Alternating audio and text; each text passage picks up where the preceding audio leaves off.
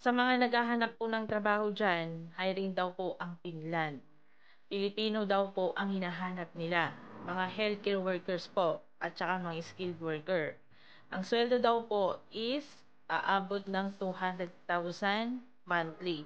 So sa mga interesado po, mag-apply kayo sa DMW. Yung DMW po ay dating POEA. Government to government po kasi yan. Kaya yung mga interesado, umpisahan nyo nang mag-apply. Kasi pag nag-apply ka sa POEA or sa DMW, napakatagal na abutin yan ng taon.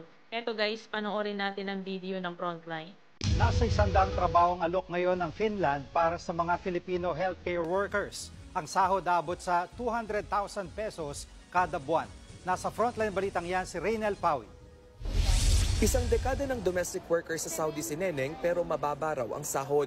Kaya ngayong taon, sasabak siya sa caregiving training para makahanap ng mas malaking sahod abroad. Hindi na kasi sapat ang 20,000 pesos na kinikita niya para sa pag-aaral ng kanyang 5 anak sa Mindanao. Po dito sa Pilipinas, may sahod naman po, hindi po kasya sa pamilya natin. Ba't tayo nag-iibang bansa? Kasi doon yung hahanapin natin yung malaking sahod para matustusan niyo po yung mga kakailangan po ng mga pamilya natin.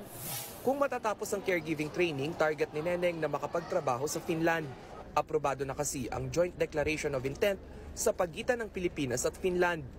Dito, maaaring makapagtrabaho ang mga Filipino specialists at skilled workers sa Finland. Sa sektor ng healthcare, naglalaro sa 2,000 to 3,000 euros ang sahod. Katumbas yan ng 130 to 210,000 pesos.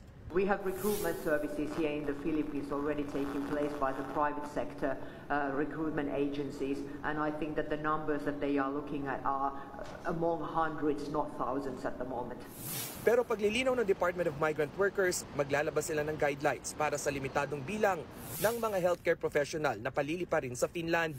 Aminado ang gobyerno na mas kailangan natin ng Filipino nurses dito sa bansa. It would be suitable not to necessarily demand for should I say certified or professional nurses, because one can come in, let's say, as a caregiver or nurse assistant and be upgraded from there in Finland. Magbubukas din ng Finland sa mga skilled worker lalo na sa food and beverage industry. Ang sahod posibleng umabot sa 1,600 euros o 96,000 pesos. Upang hindi mabudol, paalala ng DMW, magpasa lamang ng aplikasyon sa mga accredited recruitment agency. Sa tala ng DMW, nasa 6,000 Pilipino na ang nagtatrabaho at nagkaroon ng sariling negosyo sa Finland.